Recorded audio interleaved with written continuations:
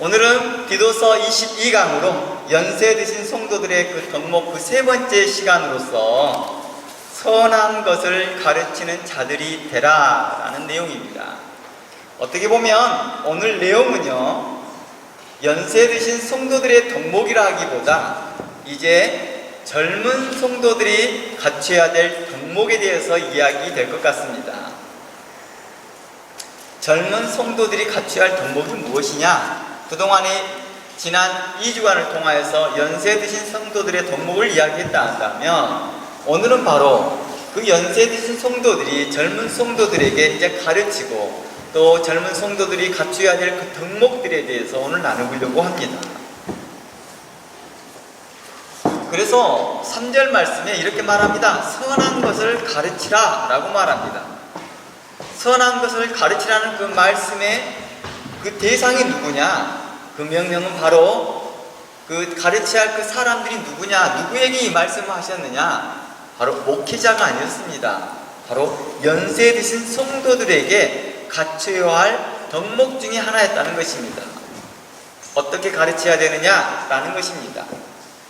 다시 말해 이 명령은 목회자인 디도에게 말씀하신 것보다 모든 연세 드신 성도들에게 명하신 것이라는 것입니다. 이것은 연세 드신 성도들이 어떤 식으로 그 덕목에 갖춰야 될 부분에 대해서 가르쳐야 될 그 덕목을 갖추는 거죠. 히브리서의 말씀에는 이렇게 말씀합니다. 너희가 세월이 많이 흘렀다. 마땅히 하나님의 말씀을 가르쳐야 할 선생이 되어야 한다라고 말합니다. 우리가 신앙생활을 하게 되면 자연스럽게 말씀을 가르치는 연륜을 갖추게 되는 거죠. 이러한 가르침은 신앙의 연륜과 경험을 갖고 있는 분이라면 누구라도 가르칠 수 있다는 것을 볼 수 있다는 것입니다. 내가 신앙생활에 연륜이 있어요. 그리고 경험이 있다는 것입니다. 그렇다면 누구라도 가르칠 수 있다는 것입니다. 직분이 그 사람으로 가르치게 하는 것이 아니라 그 연륜과 그 경험과 그 나이가 이제 그들로 가르칠 수 있게 했다는 것입니다. 일반적으로 그러잖아요. 할아버지 할머니께서 자녀들에게 이야기를 할 때 그분들이 따로 배우지 않았지만 자신의 인생의 경험과 또 삶의 연륜을 통해서 나온 것들을 나누는 것들입니다. 그리고 아이들에게 훈계하고 책망하고 직선합니다. 이러한 모습들처럼 교회 안에서도 바로 연세 드신 분들에게 이러하라 라는 것입니다. 그래서 따로 어떤 신학교에서 훈련을 받고 교육받는 것이 아니라 이미 살아온 인생에서 신앙의 연륜 안에서 배운 지식과 그 하나님의 선한 지혜와 하나님의 거룩한 지식들, 그 성경에 대한 지식들이겠죠. 말씀에 대한 지식들, 하나님에 대한 지식들을 선한 양심과 믿음과 사랑과 인내로 젊은 성도들에게 그리스도 안에서 어떠한 것이 경건한 삶인지를 가르쳐달라라는 것입니다. 그동안 선포된 말씀 안에서 자신의 과거의 실수와 부족함을 통해 배운 것이 있겠죠. 어른들이 되면요. 그래서 우리는 이렇게 말합니다. 많은 분들이 하는 말들이 실수를 통해서 많이 배운다라는 것입니다. 세월이 많이 흘렀다는 것은 그만큼 실수도 많았다는 것이겠죠. 그러한 실수가 더 사람을 단단하게 만들었고 그 배움에 더욱더 확신을 갖게 했다는 거고, 그리고 자신이 알고 있는 것에 대해서 확신을 갖게 했다는 거겠죠.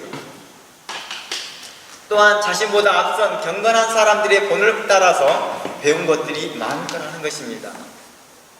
그들에서 목회자를 통해서 배운 것들도 있을 것이요, 또 자기의 동료들 가운데 배운 것들이 있을 것입니다. 그런 것들을 함께 나누라라는 것입니다. 그러기 위해서는 자신을 다시 한번 돌아봐야겠죠. 그러면서 자신 안에 선한 양심과 믿음과 경건과 사랑 안에서 내가 가르칠 수 있는 준비가 되어 있는지를 보면서 자연스럽게 가르치는 것입니다. 우리 그런 거 있잖아요. 어른들이요, 자녀들을 보면서 마땅히 내가 이 애를 어떻게 가르쳐야겠다고 플랜 짜서 가르치는 게 아니라 자연스럽게 내추럴하게 말해주는 것들이 있는 것입니다. 물론 플랜 짜고 계획 짜서 가르쳐주면 훨씬 더 효과적이겠죠. 이러한 방식은 저러한 방식이든 연세 드신 분들이 가르치는 것들은 분명 꼭 효력이 있다는 것입니다. 젊은 사람들에게 효력이 있다는 것입니다. 이제 가르쳐야 할 대상에 대해서 이야기합니다. 그럼 누구를 가르쳐야 될 것이냐? 디도서에서 이렇게 말합니다. 젊은 성도들에게 가르치라. 그러면서 여성들에게는, 남성들에게는 하면서 구분해 주었다는 것입니다. 그리고 또 하나는 종들에게는 이렇게까지 죄송합니다. 구분합니다. 저는 여기까지 좀 몇 가지를 더 포함한다면 여성들에게, 남성들에게, 자녀들에게, 종들에게 이렇게 구분해 보겠습니다. 먼저 여성들에게 이렇게 말합니다. 디도서에서 남편을 사랑하라고 말합니다. 남편을 사랑하라. 남편을 사랑하라는 것은요, 뒤에 나온 남편에게 복종하라 라는 말씀과 연결되어 있습니다. 그러니까 이 말은 에베소 2장 22절을 보면 남편에게 복종하기를 죽게 하듯 하라 라고 하는 것입니다. 어떻게 보면 여성들이 듣기에는 굉장히 불편할 수 있는 이야기 같지만 복종해야 되는 사항을 창조의 질서라고 말을 하고 있다는 것입니다. 복음이 전파된 후에 그 속에 내포된 여자의 자유에 대한 사상에서 인하여서 초대교회는 점차 여성 해방이 나타나기 시작합니다. 초대교회 안에서 자주 그런 일들이 벌어지거든요. 여성 해방이 나타나거든요. 우리나라도 기독교가 들어오고 난 후에 여성 해방이라는 것들이 나오기 시작합니다. 여성 해방이라는 말들이 자주 나타나기 시작하죠. 여성의 인권들이 많이 발전하기 시작합니다. 그런데 이게 너무 지나치게 나타나고 주장하다 보니까 이런 일들이 어떻게 됐습니까? 과하게 나타나는 것이죠. 너무 과하게요. 너무 과하게 나타나다 보니까 여성들에게 대하여서 절제를 요구했던 것이겠죠. 그리고 그 남편에게 사랑을 요구했던 것이고 그 남편에게 복종하라고 요청했던 것입니다.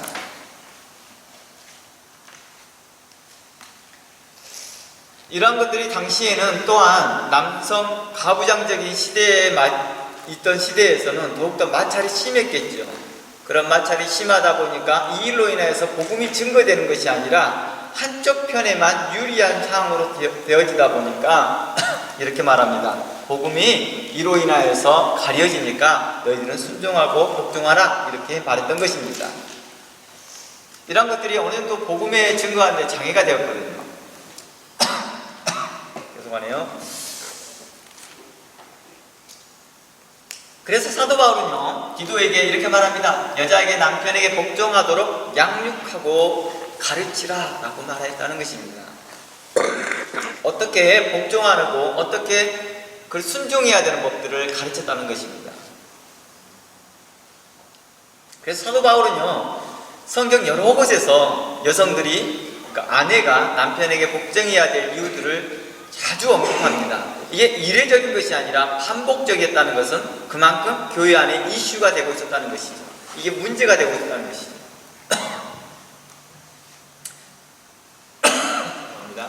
아내가 남편을 사랑한다는 건 당연한 거 아닐까요? 그럼에도 불구하고도 그러지 않는 모습들이 나타나기 시작하고 여성 해방의 모습들이 나타나기 시작하고 여성에 대한 인권들을 더 많이 주장하다 보니까 여성들이 해야 될 마땅한 행동들을 하지 못하게 되는 것이죠. 그러다 보니 이 일로 인하여서 복음이 가려지더라 라고 표현하고 있는 것입니다. 그래서 이는 하나님의 말씀을 해방받지 않게 합니다 라고 디도서는 이야기합니다. 복종해야 될 이유가 무엇이냐? 하나님의 말씀이 그 일로 인해서 해방받기 때문입니다. 당신들이 불복종하고 순종하지 아니하고 남편을 사랑하지 않음으로 인하여서 하나님의 말씀이 해방을 받습니다 라는 것입니다. 그러니 하나님의 말씀이 해방받지 않기 위해서라도 라고 말하는 것입니다. 이 말을 좀 더 다른 방향으로 이야기해 볼게요. 하나님이 멸시받지 않도록, 하나님이 무시받지 않도록, 하나님이 존귀함을 받도록 당신은 남편에게 순종하십시오. 남편에게 복종하십시오 라고 했다는 것입니다. 이런 것들을 연세 드신 분들이 젊은 성도들에게 가르치라는 것이었습니다. 연세 드신 분들은요, 이런 자신의 삶을 통하여서 경험이 있었을 거 아닙니까? 그들도 결혼 생활이라는 걸 해보았었고 남편과 아내의 관계가 있었을 것입니다. 감사합니다. 이런 관계 가운데서 그들에게 말하였습니다. 보니까 결국에는 이 순리를 따라가는 게 맞더라. 이러한 창조의 질서에 따라가는 게 맞더라 라는 것이죠. 단순하게 목사님이 교리적으로 여성들에게, 남편에게 복종하십시오. 이게 성경이 명령이고 하나님의 명령입니다. 이렇게 하면 반심이 살 수 있을 텐데, 연세 드신 성도들에게 자신의 삶의 연륜을 통하여서 보면서 나도 결혼 생활을 해봤다. 그리고 나도 결혼 생활을 해봤더니 시간이 흘러보니까 이게 순리더라. 이게 맞더라. 라고 말하는 것이죠. 그러면서 하나님의 말씀이 해방받지 않기 위해서라도 너희들이 순종하고 복종하라 하고 있다는 것입니다. 유명했다. 어느 유튜브에 어떤 사람이, 남자분이 그런 말들을 써놨더라고요. 자신이 아내에게 해야 될, 복종해야 될 이유들을 이야기해놨습니다. 반대로 이야기했어요. 자기 아들의 결혼식 때, 자신의 아들의 결혼식 때 축사로 이렇게 말하는 거예요. 그러면서 남편이 아내에게 복종해야 될 이유들을 쭉 설명합니다. 자기가 이렇게 살아와 보니까 이게 맞는 것 같더라 라는 것입니다. 마치 이러한 뉘앙스인 거죠. 연세 드신 성도님들이 이제 젊은 성도들에게, 특히 여성 부인 되시는 분들에게 말하기를 남편에게 순종하십시오. 그게 삶의 순리인 것 같습니다. 그리고 이것이 하나님의 말씀을 해방받지 않게 하는 것 같습니다. 라고 하는 것입니다. 교회 안에서 기독교가 빠른 속도로 전파되기 시작하면서 여성이 좀 더 인권이 상승되었던 것은 분명합니다. 그래서 사도 바울은요, 이러한 덕목 중에서 하나님의 말씀이 온전히 전파되게 하고자 하는 목적에서라도 여성들은 그 순리에 순종하십시오. 그러면서 추가로 이렇게 말합니다. 디모데전서 5장 14절 말씀에, 그러므로 디모데전서 5장 14절입니다. 그러므로 젊은이는 시집가서 아이를 낳고 집을 다스리고 대적에게 해방의 기회를 조금도 주지 말지라 라고 말합니다. 여성의 인권이 발전하기 시작하면서 어떤 현상이 나타나기 시작하냐면, 전통적으로 이제 가였던 여성들의 결혼 시기를 늦추기 시작합니다. 안 가기도 하더라는 것입니다. 오늘날 시대가 그러잖아요. 오늘날 시기가 그러잖아요. 점점 여성들이 시집을 가는 것을 꺼려하기 시작합니다. 그리고 아이를 낳기를 꺼려하기 시작합니다. 그리고 자기의 집을 순전하게 다스리는 것을 원치 않습니다. 그리고 오직 자신의 커리어에만, 자신의 성공만, 자신의 어떤 것들만 달려가고 있는 모습과 비슷하다는 것입니다. 이것은 꼭 여성들만 있는 게 아니겠죠. 남성들도 그러고 있다는 것입니다. 그런데 이게 결국에는 대적에게 해방할 기회를 주고 있더라는 것입니다. 오늘날 그리스도인들이 이런 모습들이 너무나 많이 나타나고 있습니다. 교회가 급감하다고 말하고 교회 성도수가 급감하고 있다라고 말을 하면서도 실질적으로 부모들은 자신의 자녀들을 결혼시키는 데 있어서 굉장히 둔감합니다. 그리고 그런 일에 대해서 어떻게 합니까? 자녀를 낳고 하는 일에 대해서도 별로 적극적이지도 않습니다. 이런 일이 세상 사람들 앞에 뭘 받는다고요? 대적함을 받는다는, 해방을 받는다는 것입니다. 성도로서의 모범을 보이는 것이 아니라, 성도로서 거룩한 모습이 나타나는 것이 아니라 성도나 세상 사람들이나 똑같이 보이는 거예요. 그냥 자신의 성공만 위해서 달려가는 모습, 사람들에게 잘 보이려고, 잘 먹고 잘 사는 모습. 우리 딸이 의사예요. 우리 딸이 변호사예요. 우리 딸이 좋은 차 몰고 다녀요. 우리 아들이 좋은 차 보고 좋은 집 살고 있어요. 이런 말들에 자랑하는 것이 하나의 성도들의 뭐가 되었어요? 습성이 되어 있다는 것입니다. 이걸 야고보서에서는 너희는 사람을 외모로 취하고 있다. 부유한 자가 오면 여기 앉으십시오. 가난한 자가 오면 너가 알아서 앉든지 말든지 하는 식으로 그들을 별로 신경 쓰지 않는 그런 태도의 모습처럼 점점 자신들의 그 자녀들이 자신들의 면류관이 되어져서 계속해서 그러한 모습들로 성도들이 나타나는 것에 대하여서 연세진 성도님들, 젊은 성도들을 이렇게 가르치십시오. 그들로 시집갈 수 있도록, 또 장가갈 수 있도록, 그리고 그곳에서 자녀를 낳을 수 있도록, 그리고 집안을 잘 다스릴 수 있도록 하십시오. 이것이 하나님 나라를 세우는 것입니다. 이것이 하나님 말씀이 해방받지 않는 것입니다. 이것이 하나님의 이름이 모독받지 않는 것입니다. 이것이 하나님의 이름이 존귀함 받는 것입니다. 하나님의 이름을 존귀하게 하기 위해서 우리의 자녀들을, 우리의 가정을 잘 다스려서 자녀들로 건강한 모습으로 시집가고 장가가게 하십시오. 그리하여 자녀들도 생산하게 하시고 그 후대에 하나님의 말씀이 계속 증거되게 하십시오 라고 하는 것입니다.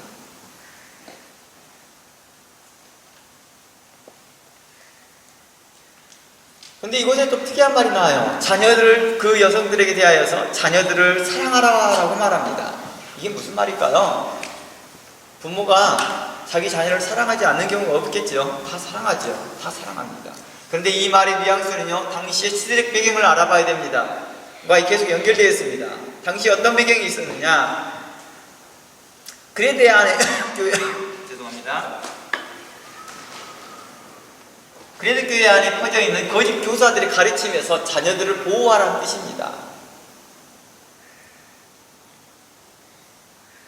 그런 거 있죠. 요즘처럼 신천지나 정명석과 같은 그러한 사람들의 그 교리에 자녀들을 보호하십시오. 그러기 위해서 어떻게 해야 됩니까? 자녀들에게 에베소의 말씀처럼 자녀들을 주 안에서 양육하십시오.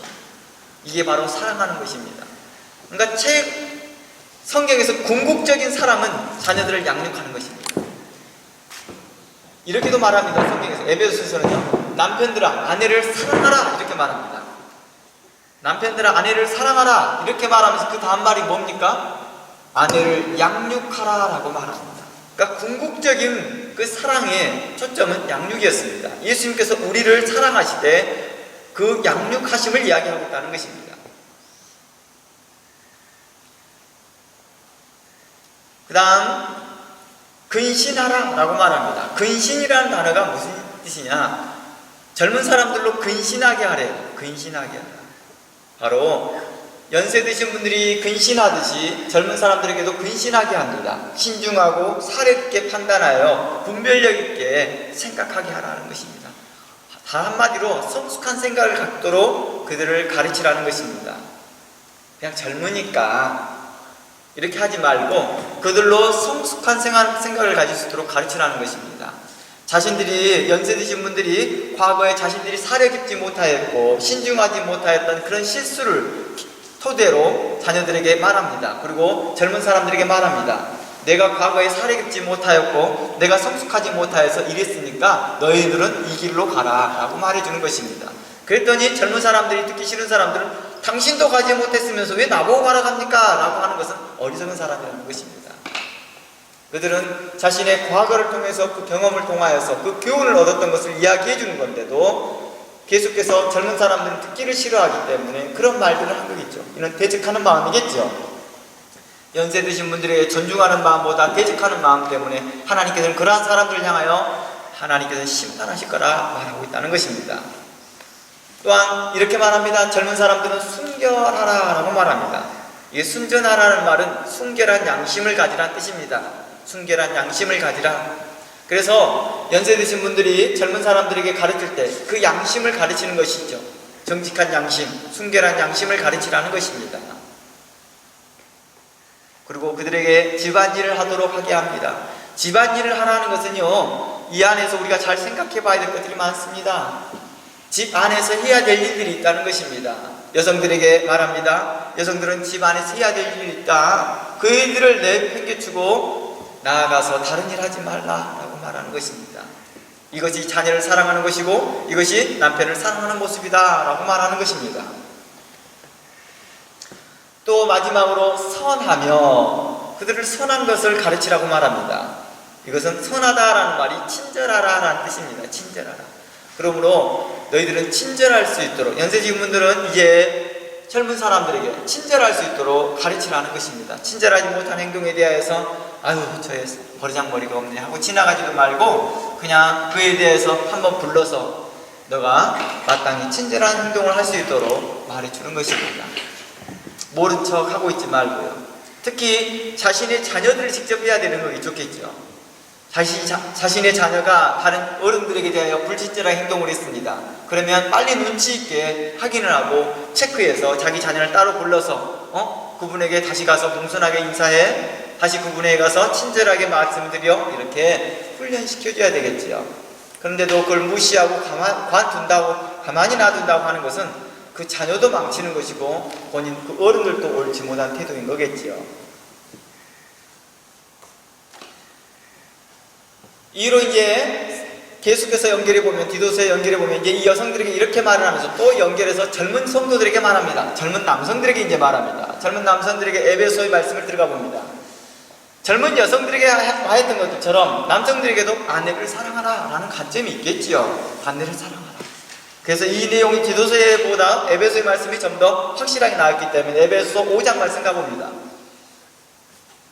5장 28절 갑니다.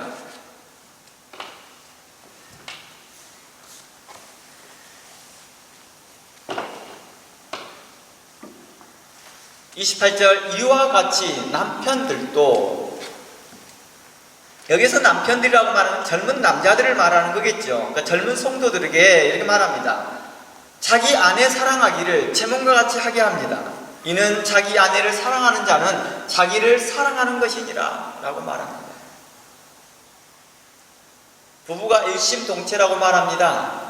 그래서 아내가 이쁘게 입고 다니고 아내가 잘 먹고 있고 아내가 건강하고 있는 것이 마치 자신의 것처럼 기쁜 것입니다. 그런 모습이 있어야 되는 것이죠.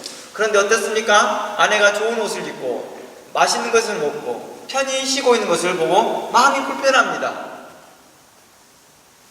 그리고 그 여인과 함께 경쟁심리로 나는 더 좋은 옷을 입고 난 더 편하게 살고 있고 난 더 좋은 큰 집에 살고 있다는 것은 이 일은 옳지 못한 일이겠죠.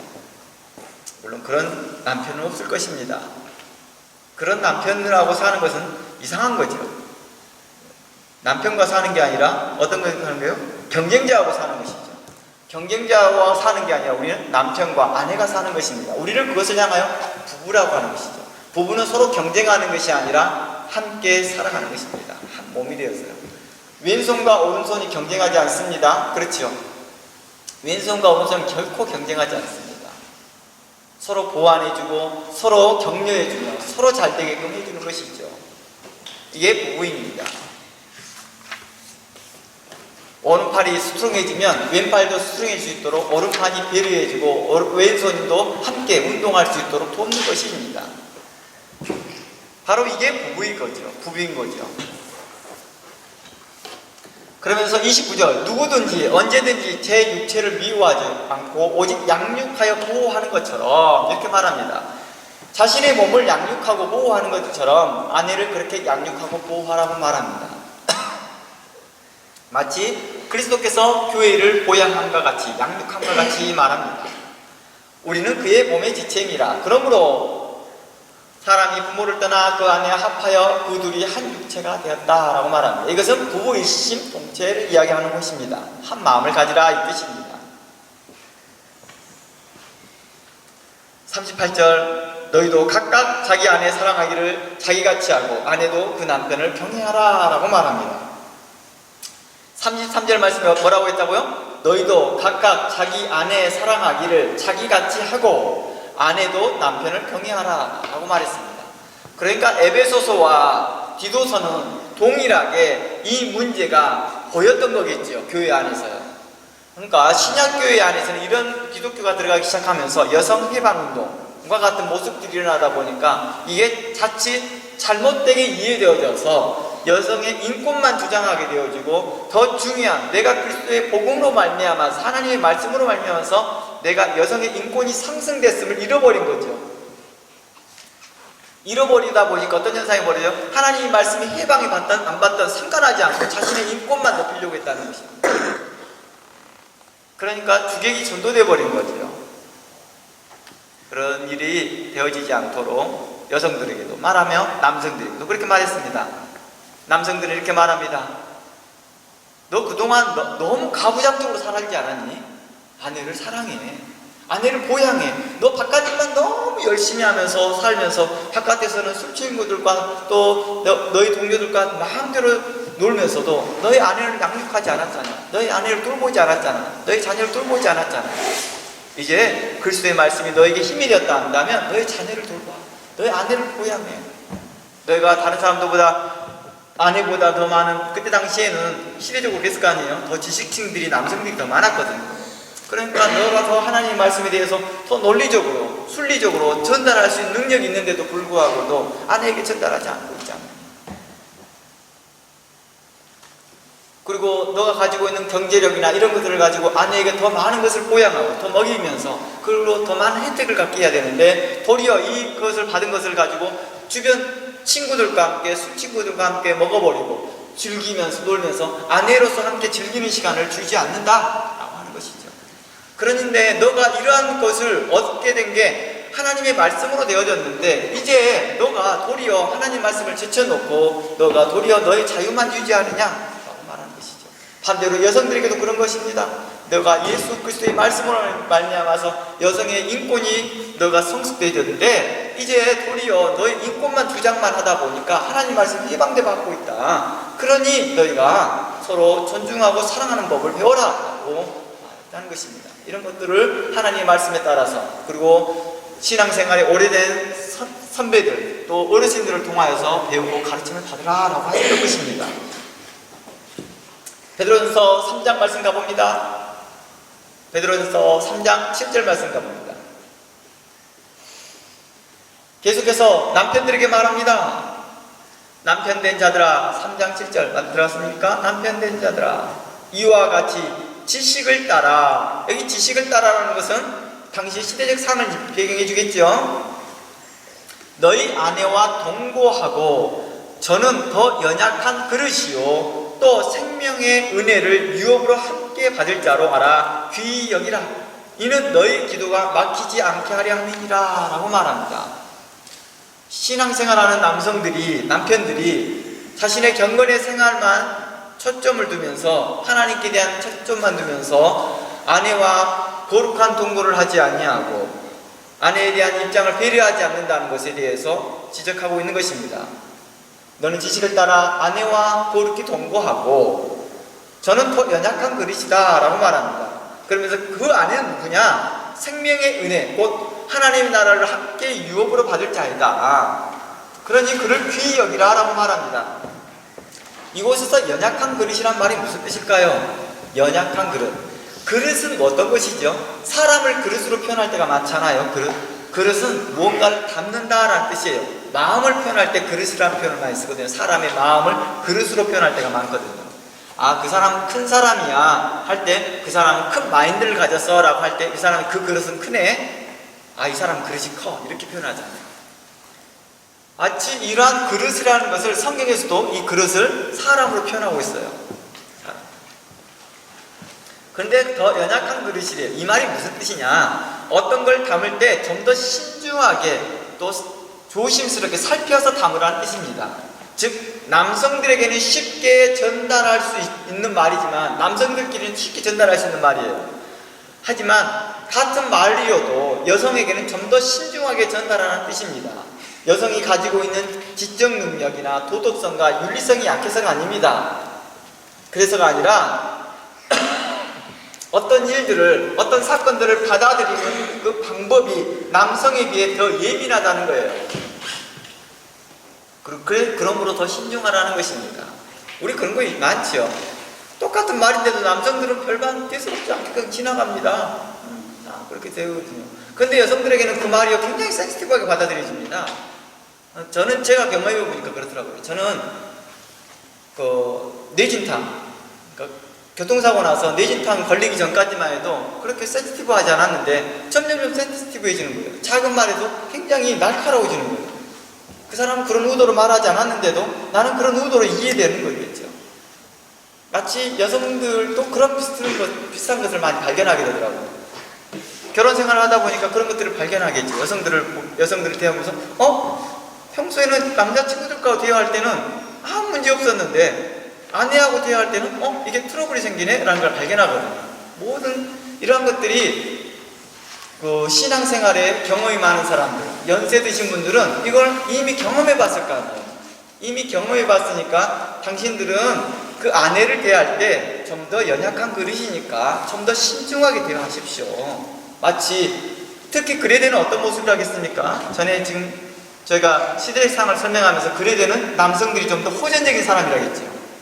전투적인 민족이라겠잖아요. 전투적인 민족이고 그러다 보니까 뱃사람들이고 또 바이킹 같은 그런 모습들을 가지고 있었기 때문에 남성들이 말이 거칠어요. 거칠다 보니까 이러한 말들이 어떻습니까? 여성들에게 대해서 받아들이기 어려운 말들이 많다는 거예요. 그러니까 도리어 이러한 관점들을 베드로전서의 관점에서 이야기해 본다면 당시에 시대적으로 그랬다는, 꼭 그들만이 아니라 베드로전서에서 이런 말을 보니까 당시 시대적으로 그랬다는, 가부장적인 어떤 남성들에 대하여서 좀 더 말을 좀 더 젠틀하게, 좀 더 부드럽게 하는 법들을 가지십시오 라고 하는 것이죠. 저도 그렇잖아요. 저도 섬에서 살다 보니까 말이 거칠은 부분들이 있습니다. 그런 거칠은 것들을 수정하고 교환할 때까지 시간이 많이 필요하거든요. 이런 것들을 자신의 실수를 통하여서 이제 젊은 자녀들에게, 또 젊은 성도들에게, 너가 혹시 결혼하게 되면 너의 아내에게 대하여서 말을 좀 더 부드럽게 하는 법을 배워라, 이렇게 가르치는 거겠죠. 그러니까 여성들에게만 시집가기 전에 살림하는 거 배워, 뭐 하는 거 배워, 이런 거 배워 이렇게 하지 말고, 그건 물론 배워야 되겠죠. 남성들도 또한 자신의 아들들에게 말하여서, 여성들은 더 연약한 그릇이니 너가 남성들 것처럼 말하듯이 말하지 말고 여성들에게 대하는 법들을 배워라, 이렇게 표현해야 되겠죠. 이유가 뭐라고요? 서로 사랑하기 위한 목적인 거예요? 아니죠. 하나님의 말씀이 서로 해방받지 않는 것이고 경건의 삶이 해방받지 않는 것입니다. 그래야지만이 서로 사랑하는 것이 오래갈 거예요. 그 사랑하는 힘이 오래갑니다. 하나님의 말씀이 우리로 더욱더 경건하게 하고 우리로 더 단단하게 만들기 때문입니다.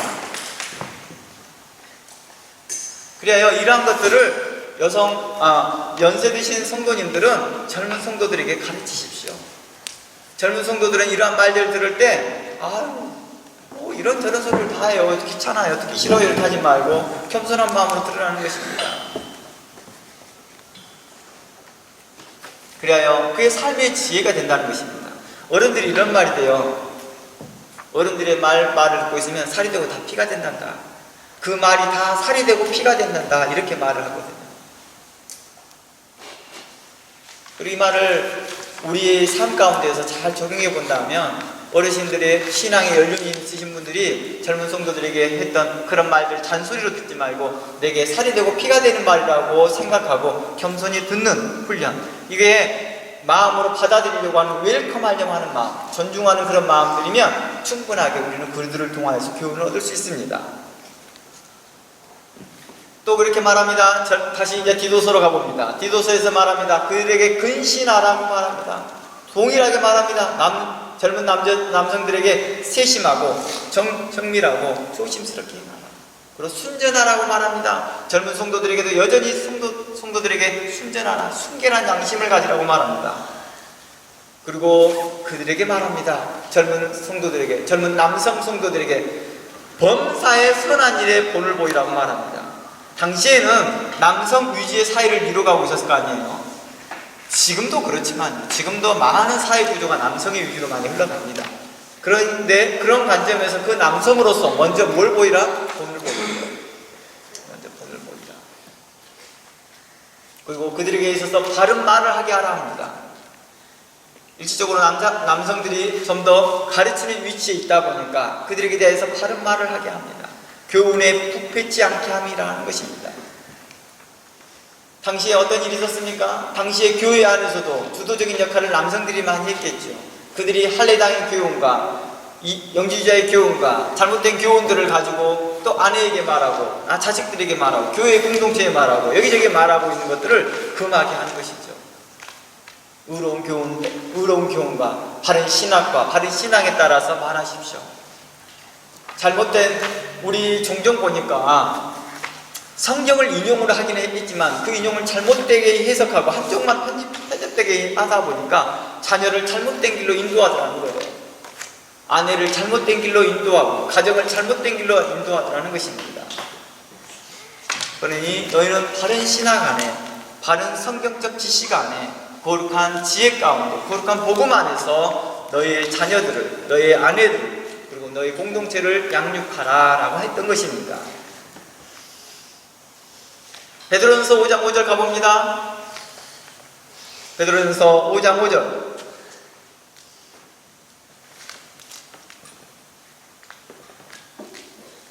젊은 자들아, 여기서 동일하게 이야기합니다. 젊은 자들아, 이와 같이 장로들에게 순복하라 라고 말합니다.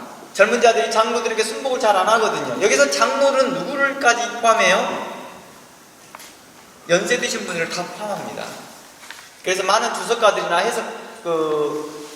성경 해석자들은 이 장로를 교회의 직분자인 장로를만 포함하는 게 아니라 모든 연세 드신 분들이다 라고 표현합니다. 저도 여기에 동의를 하여서 여기서 말하고 있는 이 장로를 포함한 연세 드신 모든 분들에게 순복하는 것입니다. 왜 그랬을까요? 이렇게 순복하지 않으니까. 그레데교회의 모습만이 아니라 당시 신약교회의 모습이 그랬더라는 거예요. 그럼 오늘날 어떻습니까? 더 그렇습니다. 우리는 하나님의 창조의 질서에 따라서 순복하고 순종하는 것을 먼저 배워야 됩니다. 자신이 중요하고 자신의 인권이 더 중요하고 자신의 입장이 더 중요한 이 세대를 향하여 더욱더 말하고 있다는 것입니다. 아내들아, 남편들에게 복종하고, 남편들아, 아내를 사랑하기를 자기 몸처럼 사랑하고, 젊은 사람들아, 연세 드신 분들에게 순종하고 복종하기를 부모님께 순종하듯이 하라, 이렇게 말하고 있다는 것입니다. 그래요. 5절에 계속 말합니다. 서로 겸손히 허리를 동이라. 하나님이 교만한 자를 대적하시며 겸손한 자들에게 은혜를 주시느니라. 그러므로 하나님의 능하신 손 아래서 겸손하라. 때가 되면 너희를 높이리라 하였습니다. 젊은 사람들이 그 자신보다 연세가 더 많으신 연장자에게 순복하는 것은 하나님께 주신 그 마땅한 그 질서 가운데서 순응하는 것입니다. 하나님이 주신 그 질서에 순응하는 거예요. 우리 그런 거 있죠. 아이가 태어나면 하나님께서 보내주셨다고 그러잖아요. 그러면 그 순서도 하나님이 정하신 거잖아요. 내가 순서를 바꿀 수 없는 거라는 것이에요. 이곳에서 젊은 사람들에게 허리를 동이라고 말하죠. 허리를 동이라. 여기서 허리를 동이라는 것은요, 먼저 섬기고 먼저 행하라는 뜻입니다. 이것은 예수님께서도 그랬습니다. 예수님도요, 자신의 앞에 수건을 두르고요, 제자들의 발을 씻겼던 모습과 같이 섬기는 자세로 가지라는 것입니다. 6절에서 하나님이 교만한 자를 대적하시고 겸손한 자들에게 은혜를 주신다라는 것은요, 허리를 동이지 않고 뻣뻣한 자세로, 그리고 자신을 연장자와 같은 연세 드신 분이죠. 연세 드신 분과 같은 대우를 받으려고 하는 그러한 태도를 가진 사람들이라는 것이죠. 젊은 사람인데도 그냥 눈치 없이 있어요. 그냥 연세 드신 분들이 막 바쁘게 교회 봉사하고 있고 뭐 하고 있는데도요, 자기는 자기가 할 일이 아니라고 뻔뻔하시 보고 있다는 거예요. 그런 사람들을 향하여서 허리를 동이라고 말합니다. 허리를 동이라는 것은 당시의 시대적 표현으로 앞치마를 두라라는 것과 관련되어 있습니다. 아유, 권사님이 두세요. 아유, 장로님이 두세요. 제가 할게요.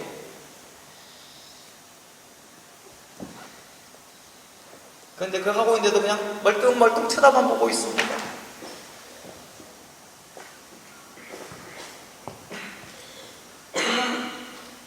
어른들에게 대우만 받으려고 하고 어른들에게 이해만 받는 것에만 익숙해져 있는 거예요. 왜 그래요? 가정에서 그렇게 하니까. 가정에서도 부모님들이 자식들이 뭐 하나 될까봐 부모들이 다 해주거든요. 그러니까 자신은 당연히 그런 대우를 받아야 될 사람이라고 생각하는 거죠.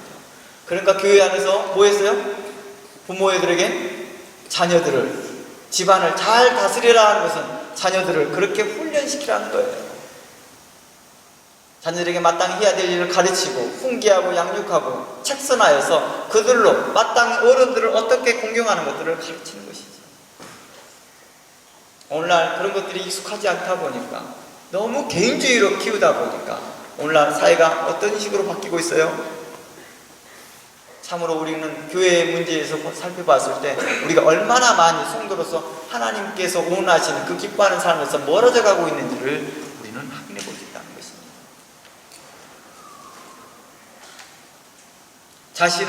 자기 자신은 굳은 일은 안 하려고 합니다. 그리고 어른들이 다 알아서 해주기를 바라는 자들에게는요, 자신도 모르는 사이에 거만과 교만이 자기 안에서 싹 트고 있더라는 거예요. 그것이 자연스럽다고 생각합니다. 그것이 자신이라고 생각합니다. 나는 그런 거 못하는 사람이야 라고 하고 있더라는 거예요. 우리는 못하는 게 없어요. 우리가 안 해서 그러는 거죠. 하다 보면 다 익숙해져 있어요. 탁월할지는 못할지라도 다 평균은 이루더라는 거예요. 평균은. 그런데 이것을 하지 않으면 어떻게 돼요? 어른들에게 미움과 분노를 사겠지요. 어른들에게 미움과 분노를 사는 것은 어떤 의미일까요? 어른들의 문제일까요? 아닙니다. 바로 이것은 곧 하나님의 문제인 것과 같습니다. 하나님의 마음이 화가 나 있는 거죠. 하나님의 마음이 분노가 차 있는 거겠죠. 레위기서 19장 32절, 지난번에 살펴봤던 말씀입니다. 레위기서 19장 32절 말씀입니다. 레위기 19장 32절 말씀에 이러한 말씀이 있습니다. 너는 샘머리 앞에 일어서고, 샘머리란 뭔 말이었죠? 흰머리입니다. 저도 한 80% 정도가 다 흰머리가 됐나요? 70% 정도 됐나요? 벌써 나이가 이렇게 많이 먹었네요. 저도요. 흰머리 앞에서 일어서라. 존중하라는 것입니다. 왜 하나님께서 이렇게 말을 했을까요? 하나님이 그의 인생을 이끌었고 그와 함께하였기 때문에 그 노인에 대하여 존중감이 없는 것은 곧 하나님에 대하여서 뭐하지 않는 것 같은 거예요. 그 인도하심을, 그 보호하심을 인정하지 않는 것 같다는 것입니다. 그들을 또 그 샘머리가 되기 전에 그들이 또 젊음이 있었고 열정이 있었고 하나님과 함께하였던 그 많은 역사들이 있었다는 것입니다. 그걸 거부하고 현재 당장에 보이는 그 연약함만 보고 그들을 존중하지 않는 태도는 하나님을 무시하는 것과 같다는 것입니다. 우리가 부활절 때 말씀드렸던 것처럼 사도 바울이 바로 그 그리스도인들을 핍박할 때 그리스도께서 이렇게 말합니다. 어찌하여 너는 나를 핍박하느냐. 함과 같이 바로 그리스도의 모습인 것처럼 우리의 형상이 하나님의 형상이었던 것입니다. 바로 노인을 존중하는 것은 하나님을 존중하는 것과 같습니다. 부모를 공대하고 부모를 공경하는 것은 하나님을 섬기는 것 같다는 것입니다. 노인의 얼굴을 공경하라. 노인의 그 얼굴의 주름살을 향하여 존중감을 표하는 것입니다. 나는 저렇게 안 늙어야지. 난 저렇게 주름 쭈글쭈글하게 안 늙어야지 하면서 그런 생각 갖지 말고 그분들에 대하여 고마움, 감사함과 그분의 헌신과 수고와 헌신에 감사하는 마음 가지라는 것입니다. 연세 드신 분들이 몸에 각질이 벗겨지기 시작하고 피부가 노화되기 시작할 때 몸에서 냄새 나요. 노인들의 행동이 너무 둔해요. 얼굴이 너무 어글리해서 너무 혐오스러워요 하면서 그들을 멀리하고 있는 것은 하나님을 멀리하고 있는 것이겠죠. 이는 성도로서 합당하지 못할 뿐만 아니라 그런 생각, 그런 마음들을 가지고 있다는 걸 옳지 못한 것이죠. 자신들의 자녀들이 행여 할머니나 할아버지에게 대하여 연세 드신 분들에게 대하여 그런 생각을 가지고 있다 하면 그들에 대하여 따끔하게 혼을 낼 수 있어야 됩니다. 네, 이렇게 합니다. 그러지 마. 할머니한테 그런 말 하면 안 돼. 우리 이런 정도로 손냅니다. 이 정도로.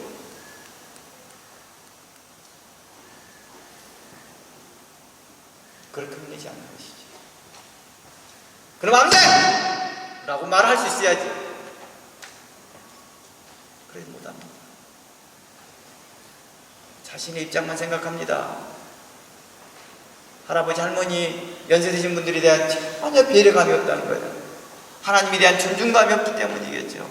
자신이 하나님에 대한 신앙에 의롭지 못하기 때문이죠. 어른을 공경하는 것은요, 하나님의 창조의 질서에 순응하는 것입니다.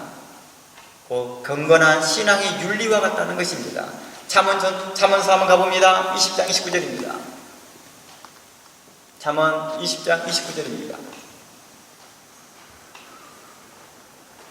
잠언 20장 29절 말씀에 젊은 자의 영화는 그의 힘이요 늙은 자의 아름다운 것은 백발이니라.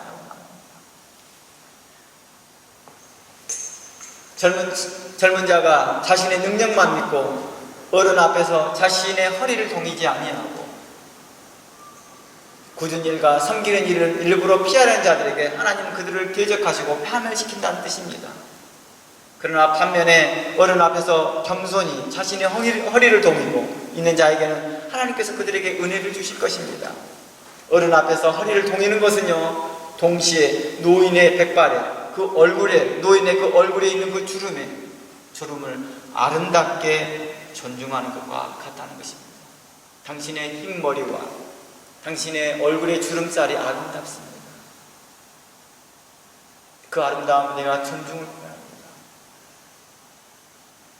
제가 이 페인트를 하다 보니까 정말 우리의 시선 처리를 어떻게 하느냐, 우리의 기준점을 어떻게 하느냐에 따라서 완전 달라지더라고요. 어느 집을 갔더니 저는 이런 패턴이 너무 이뻐요. 아름다운 거예요. 고급스러운 가구가 아닌 평범한 가구인데도 세월이 오래된 것에 대하여서 이 패턴들, 무늬도 굉장히 거칠어 있고 표면이 깔끔하지 않는데도 저는 이 패턴이 좋아요. 아름다워요. 그 세월의 흔적이 느껴지지 않나요?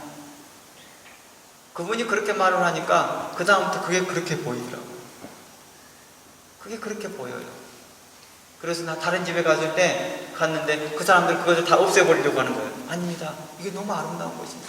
제가 그렇게 가르치더라고요. 그분들에게 어드바이스 하더라고요. 그런 세월이 벌써 10몇 년을 하다 보니까 제가 그런 집들을 여러 곳을 보게 되더라고요. 와, 생각보다 뉴질랜드에 그런 집들이 많구나.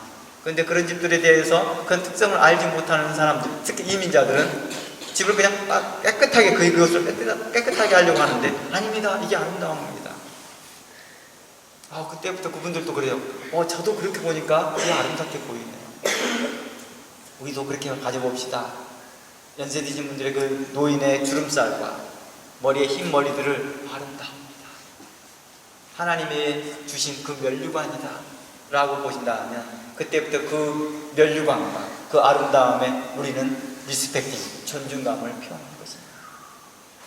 우리의 생각, 우리의 가치관을 그렇게 바꿔놓기 시작한다면 우리는 어른들에게 절로 고개가 숙여질 것입니다. 우리는 절로 그들에게 대하여서 내가 해야 될 일, 마땅한 그 힘, 내가 주시는 하나님께 내게 그 젊음에게 있은 그 영화가 뭐냐? 힘이라고 했으니 그 힘을 가지고 그분들을 더 영화롭게 존귀하게 대해야겠다. 그런 마음들을 가진다면 교회가 더욱더 하나님의 나라로 풍성해지겠죠. 하나님의 것으로 풍성해지겠죠. 하나님의 도가 해방받는 게 아니라 하나님의 도가 많은 사람들에게 알려지겠죠. 그리스도인들은 다르구나. 성도는 뭔가가 다르구나. 세상 사람과 확실히 구별되어 있구나. 성도라는 게 구별된 자들이잖아요. 성도라는 것도 구별된 자들이잖아요. 그리스도인이라는 뜻이 내가 그리스도인으로서 구별됐다는 뜻이잖아요. 바로 그러한 모습들이 분명하게 드러나는 것입니다. 마지막 성경 두 군데를 더 찾아보고 마무리해 보려고 합니다. 잠언 23장 32절입니다. 23장 22절입니다.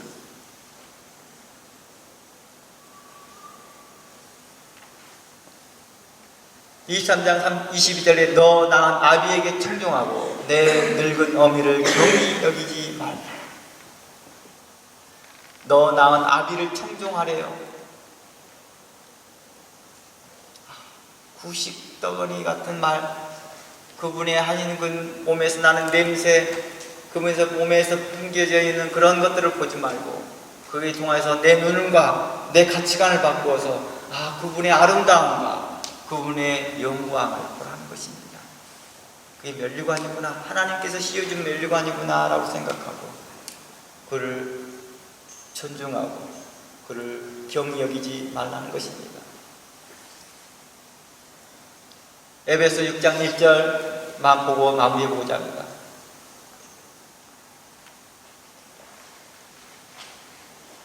에베소 6장 1절과 골로새 3장 20절을 연결해서 읽어보겠습니다. 에베소 6장 1절입니다. 자녀들아, 너희 부모를 주 안에서 순종하라. 이것이 옳으니라. 아버지와 어머니를 공경하라. 이것이 약속 있는 첫 계명이니 이는 내가 잘되고 땅에서 장수하리라. 또 아비들아, 너희 자녀를 노엽게 하지 말고 오직 주의 교양과 훈계로 양육하라. 골로새서 3장 20절. 골로새서 3장 20절 말씀에 이러한 말씀이 있습니다. 자녀들아, 모든 일에 부모에게 순종하라. 이는 주 안에서 기쁘게 하는 것이니라. 주님을 기쁘게 하는 일이 뭐라고요? 모든 일에 주님께 순종하래요. 모든 일이에요. 이곳에서 자녀들이라고 말하는 것은 정말로 실질적으로 자신의 자녀들을 포함하여서 모든 젊은 자들에게 말하는 것입니다. 모든 젊은 자들아, 모든 부모에게 라고 하는 것은 모든 연장자에게, 모든 연세 드신 분들에게 그분의 백발과 주름에 대하여 리스펙팅, 존중감을 갖고 하나님이 씌워주신 멸관이라 생각하고 영광이라 생각하고 그분들 앞에 존중을 표하고 그들을 경외하며 그들의 순종하라. 이것이 하나님을 기쁘시게 하는 일이다 라고 말하는 것입니다. 그리고 에베소는 이것이 옳은 일이다 라고 말하고 있다는 것입니다. 그러면 네가 이 땅에서 잘되고 너가 장수할 것이며 너가 이곳에서 평탄할 것이다 라고 말하는 것입니다. 우리가 이러한 모습들이 젊은 성도들이 갖춰야 될 것이라는 것입니다. 그리하여서 연세진 성도들은 계속해 자신의 경험과 연륜을 통하여서 젊은 성도들에게 양육하고 교훈하고 책선하고 바르게 할 때에 우리가 젊은 자로서 마땅히 그 말을 믿음으로 받고 감사함으로 받고 존중감으로 받는다면 하나님의 도가 세상 사람으로 말미암아 희망받지 않을 뿐만 아니라 거짓된 교리로서부터 우리를 교호할 것입니다. 우리가 양육자로서 에베소 4장 6장 4절 말씀처럼 아비들아 자녀를 노엽게 하지 말고 주의 교양과 훈계로 양육하라는 것 같이 계속 거룩한 말씀 바른 말을 계속해서 가르친다 한다면 이제 우리의 거룩한 자녀들은 또 젊은 성도들은 이 세대를 이끌어 나가는데 하나님의 거룩한 나라로서 아름다운 성도의 모습으로서 거룩한 교회를 성장시킬 것이며 이끌어 나갈 것입니다. 주의 몸된 교회를 아름답게 세워나갈 것입니다. 세상 사람들에게 본이 되어지며 하나님 나라의 기쁨이 될 것입니다. 그러한 여러분들에게 복이 있을 것이며 여러분의 자녀들에게 복이 더 있을 것입니다. 그 은혜를 믿으며 나아가기로 합니다. 다 함께 기도합니다. 하나님